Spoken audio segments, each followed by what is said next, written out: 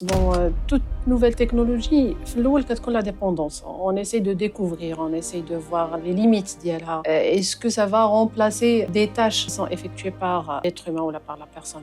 Je peux dire oui comme je peux dire non. Parce que j'ai travaillé beaucoup sur l'IA. Et maintenant, est-ce qu'il y aura plus par la suite, il y aura plus d'ingénieurs en informatique qui sera remplacé par l'IA?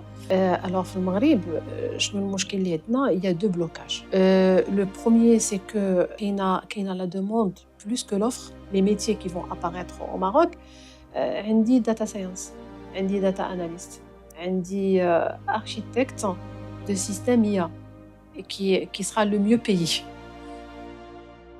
سلام، معكم آلاء ومرحبا بكم في another episode of the one and only UIC Talks.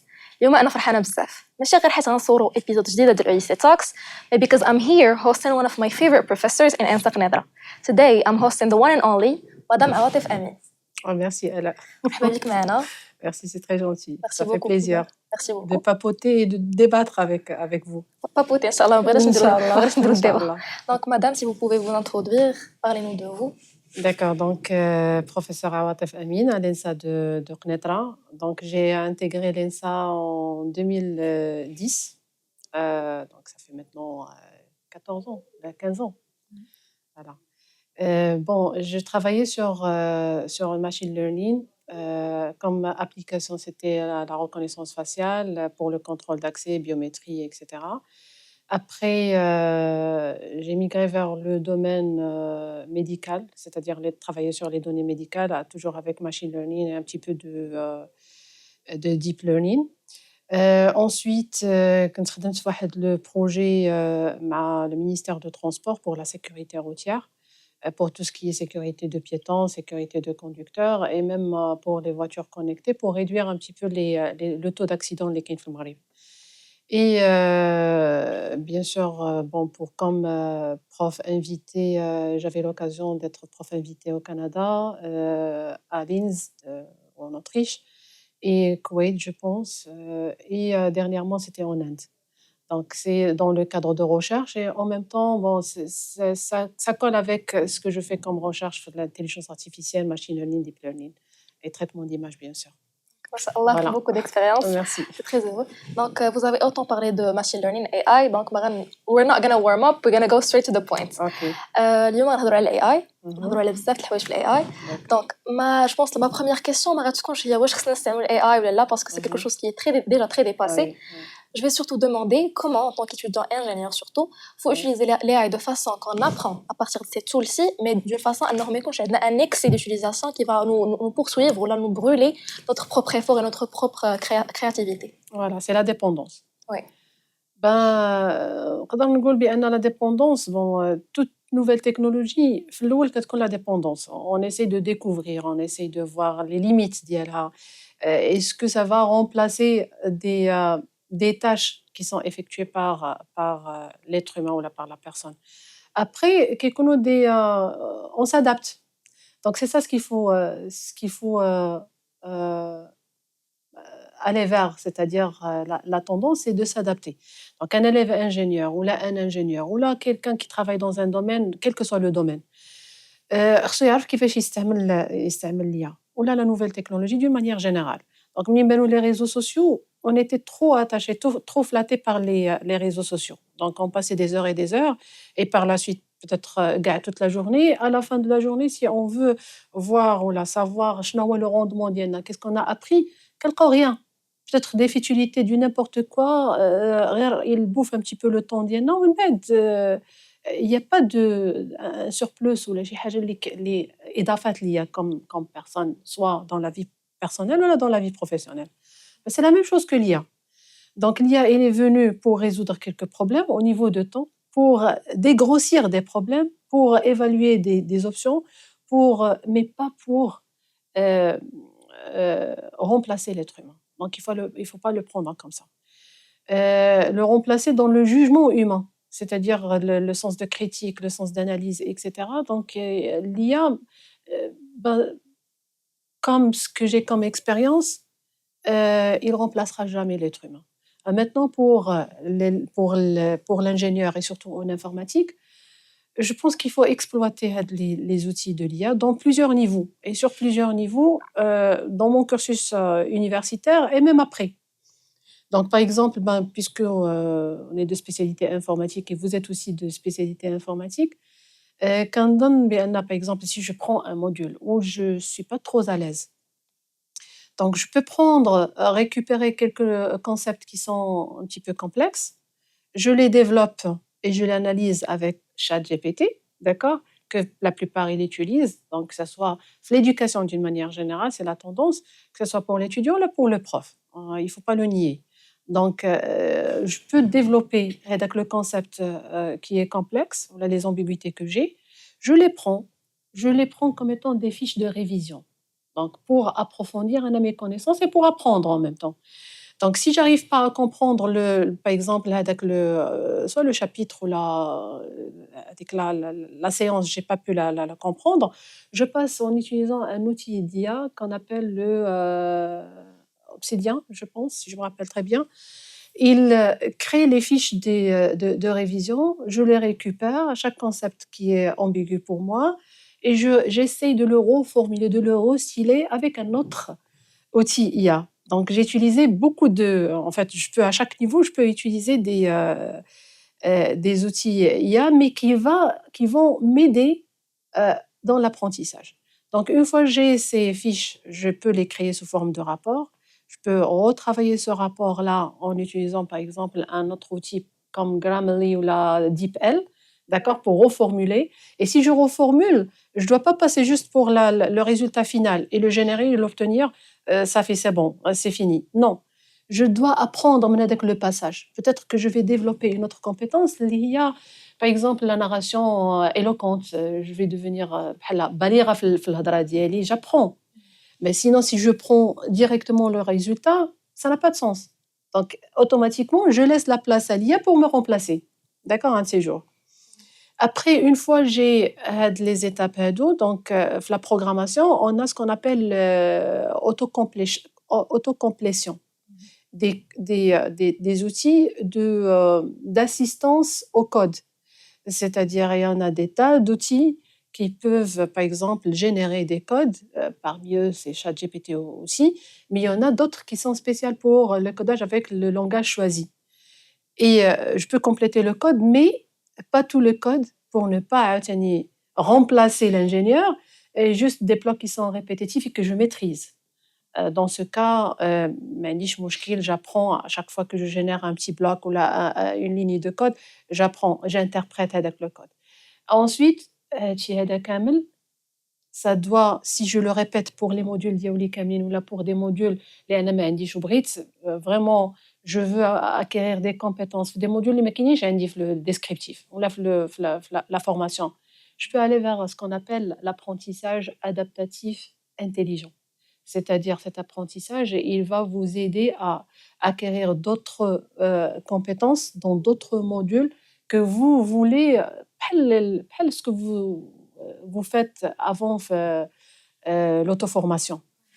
كيكون واحد فيكم il maîtrise par exemple واحد لا ماتيير ولا واحد لاكس وكيمشي كيدير لكم l'auto-formation. C'est le même principe, sauf que هنايا كتكون انت tu es maître de toi-même. Donc, tu cherches les plateformes. Parmi les plus connues, c'est Coursera et je pense Khan Academy. Et il y en a d'autres, bien sûr, qui s'adaptent selon le niveau de l'étudiant. C'est-à-dire que lorsque tu vas finir la formation, un axe donné, qui attaque d'autres cours, il te propose d'autres cours. Et là, il se base sur l'IA actuellement. Selon le niveau, c'est-à-dire les compétences que tu as acquises avec le code, comme compétences, c'est les résultats, c'est-à-dire les quiz. Il regroupe les résultats de quiz qui proposent d'autres cours. Alors tout ça, si j'essaie de le gérer, et imagine que tu as plusieurs matières. Et on n'a pas le temps. Comme étudiant, on a d'autres tâches.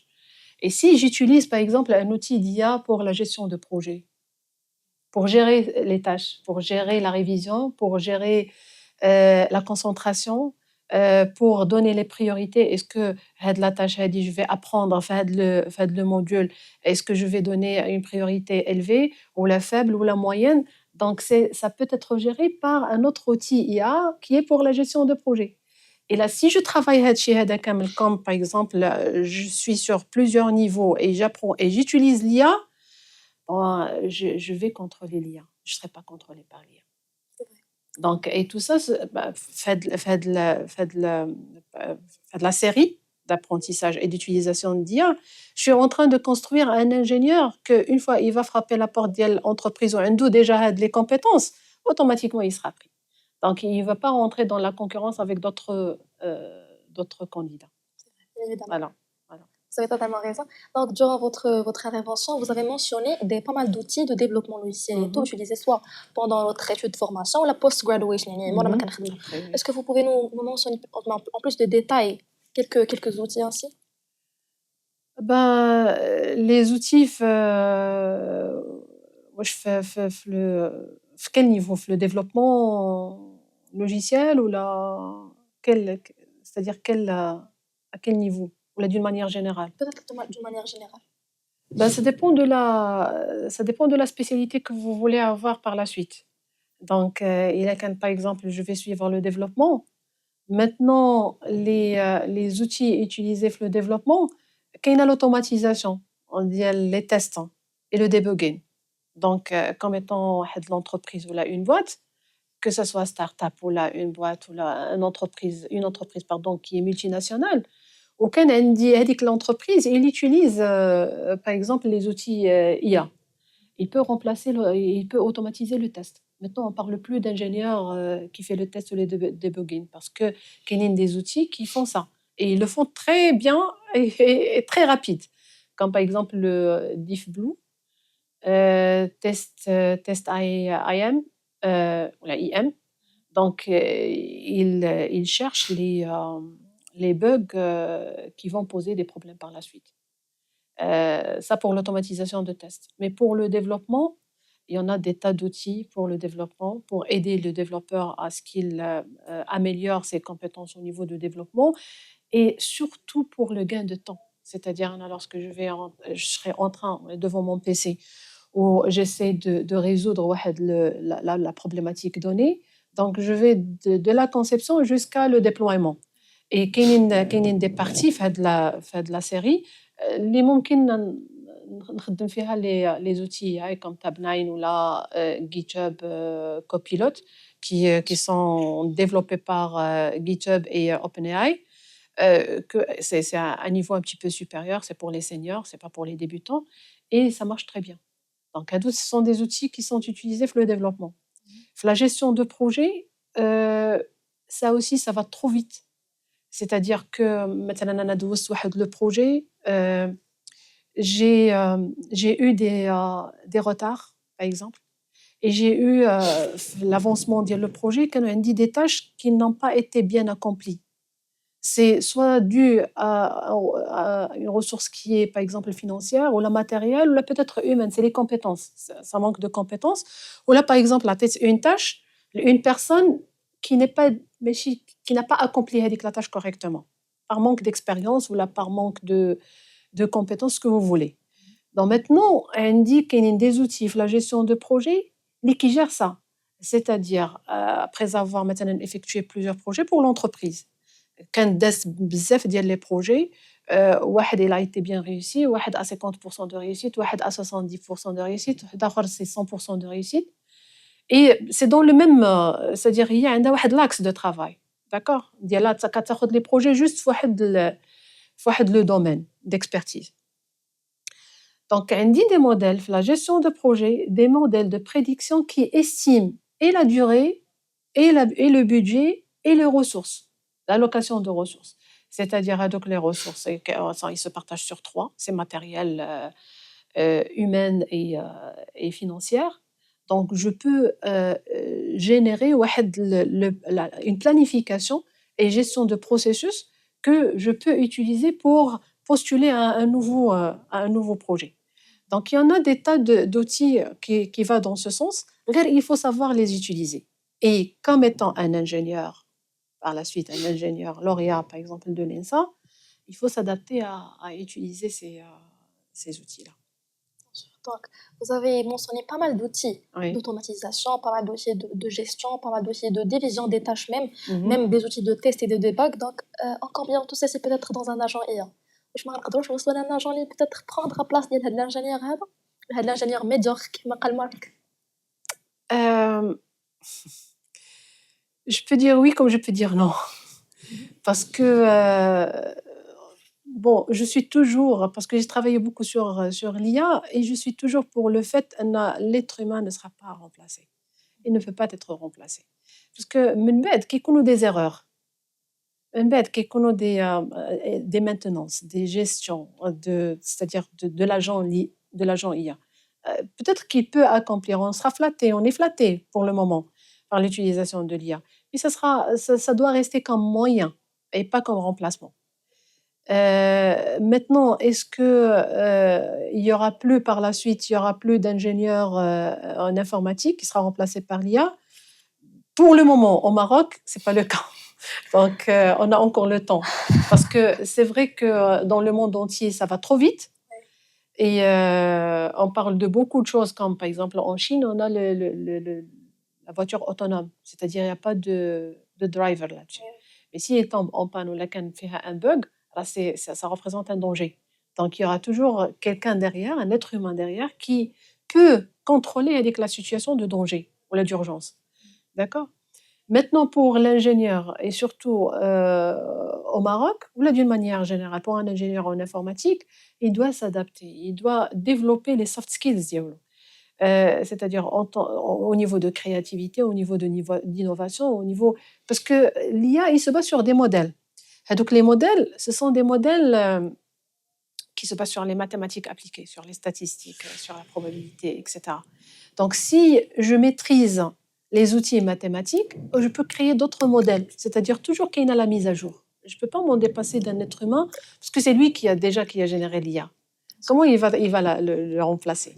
Elle dit c'est une question philosophique un petit peu, mais bon, on peut la développer par la suite. Comme j'ai déjà dit, un ingénieur en informatique, donc il doit développer le sens de créativité, le sens d'innovation, l'adaptation à maîtriser les modèles qui sont sur... Déjà, il a besoin de le fait comprendre comment ça fonctionne ChatGPT. C'est déjà pas mal. Et par la suite, ça va être un petit peu l'ouverture à d'autres modèles qui existent ou là, qui sont en train de se développer en se basant sur l'IA. Donc, vous avez mentionné pas mal de votre expérience des années précédentes en machine learning et tout. Mais malgré ceci, actuellement au Maroc, je pense que d'après mon expérience, il n'y a pas trop d'offres. Ou la ما كاينش واحد l'offre اللي قدر ما كنخرجوا des ingénieurs en IA ou des ingénieurs en data. Oui. Donc, que pensez-vous dans le sens هذا? Est-ce qu'il y a des opportunités de travail? On peut plus poursuivre actuellement notre carrière en IA et s'assurer qu'on aura des opportunités de travail assez avancées. Parce que les كنشوفوا انه ملي كنبغيو نزيدوا ليا في الخدمه ديالنا كنلقاو شات بوت في واحد السيت ويب ما كاينش مثلا problem solving ولا resolutions ولا مثلا donc est-ce que vous en pensez بلي خصنا نفونسيو في هذا le monde encore plus on trouvera des opportunités في المغرب ولا certainement alors في المغرب شنو المشكل اللي عندنا il y a deux blocages. Le premier, c'est que qu'il y a la demande plus que l'offre, puisque qu'il y a la demande il y a les entreprises, il y a le marché de travail, plus que l'offre. Parce que je vais par exemple travailler sur un projet qui se base sur l'IA, mais les compétences qui vont travailler faire le projet. Et les compétences, qui jouent les écoles d'ingénieurs, c'est-à-dire c'est les universités qui produit les lauréats ou bien les compétences dans ce domaine-là. Donc, c'est le premier blocage, qui est dans la réticence. Mais il y a créer l'offre. Voilà, je vais présenter, par exemple, un poste qui se base sur l'IA. Moi, il y a beaucoup de candidats. Donc, je dois, par exemple, le projet, il est vraiment un projet de qualité où j'ai des livrables, où j'ai un budget qui est énorme, etc. ما يمكنليش نضيع فيه الوقت ديالي ونخسر فيه. D'accord? Donc, le premier blocage, c'est qu'il y a pas d'ingénieurs, il y a pas assez suffisamment d'ingénieurs d'IA au Maroc, et ça va venir maintenant avec la nouvelle réforme, plutôt les nouveaux descriptifs, les établissements. Donc, il y a quand même la retouche de l'IA في la formation. Donc, d'ici 5-6 ans, غادي يكونوا les lauréats في la spécialité ou là في l'expertise. Donc ils vont apparaître tôt ou tard. Comme j'ai déjà dit, هذا هو le premier blocage, c'est-à-dire que ما كاينش beaucoup d'opportunités à base de ce problème-là. Le deuxième blocage, c'est la réglementation au Maroc. C'est-à-dire, on dit par exemple, le Maroc, ils ont réussi à avoir, par exemple, à protéger les données à caractère personnel. On est bien là-dessus. Un petit peu la sécurité de données, mais pas trop. Mais l'IA, l'utilisation de l'IA et l'adoption de l'IA les organismes, que ce soit étatique ou la privée, mais qu'est-ce le cadre juridique. Donc, il faut, par exemple, lorsque je vais utiliser des données à titre personnel, je sais pas, le ministère, est-ce que j'ai la possibilité de les divulguer? Parce que je dois les utiliser. Sans données, je peux pas aller vers l'utilisation de l'IA. Et là, l'apparition, par exemple, l'utilisation, je reviens pour les métiers qui vont apparaître au Maroc, on dit data science. عندي data analyst, عندي architecte de système IA qui sera le mieux payé. D'accord? Parce que il va de la conception jusqu'à jusqu'à la préparation de données, l'analyse de données, la modélisation de données et par la suite le déploiement, la sécurité et le cloud. هادشي كامل كيدوز منه. Donc ça va pour un débutant, ça commence, je sais pas si je peux dire le chiffre, le salaire, et ça commence de 20-25 jusqu'à un senior ou là, un expert qui va de 60 000 et plus. Donc, avec une expérience qui commence de 8 ans à 10 ans. Les métiers, مازال ما عندناش في المغرب. Donc, il faut maintenant c'est la balle عندكم. Si d'ici par exemple 6 ans, 5 ans, vous تكونوا expert déjà fait le domaine. Donc, c'est un champ qui va être ouvert. Et la demande, ça sera vraiment ça sera énorme. Fait de le sens. Inch'Allah. Mais il faut travailler dès maintenant. Bien sûr, bien sûr. Donc, pour récapituler, ولا باش نعطيو our watchers كيف ما كنقولوا اللاصق je pense que تقدري تقولي لينا ولا les conseils qu'on peut poursuivre en tant qu'ingénieur اللي باغي يكمل sa carrière في هاد l'IA ان شاء الله, soit en tant que tool, soit en tant que workshops ولا work benches اللي خصنا نفولويوهم.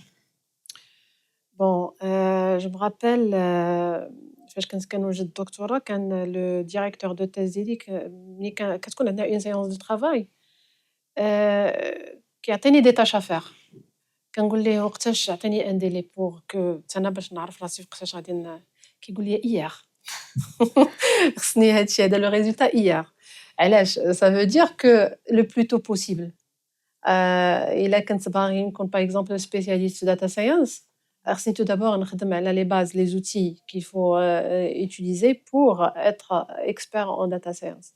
Donc tout ce qui est machine learning. Maintenant on parle de MLOps. ما بقاتش DevOps. كاينه مازال, mais par la suite il va être remplacé par MLOps parce que MLOps il est inspiré de DevOps en intégrant les modèles ou bien les algorithmes de machine learning dans le développement.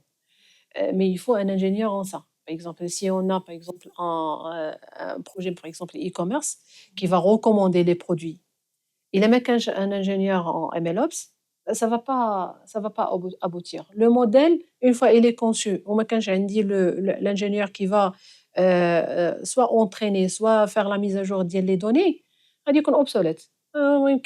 Dans un mois, ça fait même presque خدام هذاك le site ديال e-commerce. D'accord? Donc il faut avoir le sens de créativité, comme j'ai déjà mentionné. Et il faut avoir l'ouverture, c'est-à-dire tu es open, il faut que tu dois acquérir avec la notion de s'adapter à la situation. عندي واحد المشكلة, je veux utiliser machine learning ou la deep learning ou là, d'une manière générale l'intelligence artificielle parce qu'il y en a beaucoup de, bien sûr, de skills. Il faut s'adapter à ce que نتوما الحمد لله عندكم déjà les bases en mathématiques. قريتوا assez suffisamment de mathématiques pour les utiliser في le domaine هذا. Donc je travaille tout ce qui est statistique, probabilistique, le machine learning, les méthodes qui s'utilisent actuellement. Il n'y en a pas trop parce que داروا les tests ou داروا assez d'expérience et assez de c'est-à-dire d'expérimentation في plusieurs domaines. وكاينين les méthodes اللي محسوبين على رؤوس الأصابع comme SVM كاينين réseau de neurones la régression linéaire هادو كاملين des méthodes اللي qui s'utilisent jusqu'à maintenant comparé avec d'autres méthodes لقاو بأن هاد les méthodes sont les meilleures في كاع les domaines d'accord. Donc du coup déjà نتوما تعطاكم un plat en c'est-à-dire la machine learning en un plat en or. Il faut juste se concentrer là quelles sont les méthodes, comment ça marche, dans l'utilisation ديالهم, les contraintes ديالهم, les limitations ديالهم, et par la suite n'importe quel domaine. Si je maîtrise la méthode, كيف ما تعطاني le domaine, je m'adapte à le domaine avec les caractéristiques ديالو, avec les contraintes ديالو, les limitations, qu'est-ce qu'on veut comme résultat, et je me lance fait. Donc, ce qu'il faut travailler, c'est de maîtriser les outils. On peut s'adapter parce que vous avez la capacité de le faire. Les PFE, le stage PFE, automatiquement, quand un mois, 2 mois, c'est vrai que c'est un petit peu dur au début, mais من بعد كتلقاو راسكم بانكم كتاخذوا واحد ولا كتخدموا بواحد لوتي اللي ما عمركم ما شفتوه في le cursus universitaire ديالكم. Donc il faut juste un petit peu de temps et commencer dès maintenant pour se spécialiser, soit data science, soit data analyst, soit architecte. Et je vous conseille passez tout d'abord par Hado. En premier temps c'est data analyst parce que c'est juste le nettoyage des données, la préparation de données, la visualisation de données. Et par la suite, data science ou la data scientist qui va aller plus loin vers le test des modèles ML ou l'ADL. Donc, le test de modèle AL ou l'ADL, ça va ça va aller vers l'analyse de données. D'accord. Donc, ou l'interprétation de données ou rechercher le modèle le plus optimal. Bien sûr, c'est juste une partie de la définition ديالهم, que ce soit data science ou la data analyst. Architecte, il faut maîtriser le tout. Il faut passer par les niveaux et communiquer et gérer la communication entre les équipes. Équipe data science, équipe MLOps, équipe déploiement et business analyst. Et la sécurité. La cybersécurité et aussi tout ce qui est cloud. Voilà. Donc je pense que il faut commencer. Il faut réfléchir à ce sens-là parce que l'avenir du Maroc, c'est ça. Et surtout avec le développement du Maroc, la digitalisation, tout ce qui est transformation numérique, les smart cities aussi. Les smart cities, on n'utilise que l'IA les smart cities. Déjà, Casablanca, ils ont commencé, là, ça fait 10 ans, en 2015. من بعد تبعتها الرباط. Maintenant, on parle de Marrakech. Tanger aussi. Il y a un projet dans les horizons. Mais ça nécessite des compétences. C'est maintenant ou jamais. Voilà. Donc, I indeed called her one of my favorite professors for a reason. Merci. This conversation was so fun. Donc, merci beaucoup, madame. C'était très intéressant. I was plaisir. enjoying listening to you. Merci, c'est un plaisir. Et je suis là à tout moment. Donc, si vous avez besoin de plus de détails là-dessus, avec grand plaisir. Merci beaucoup. Donc, finalement, pour vous, chers watchers, thank you so much for staying till the end and see you in the next episode.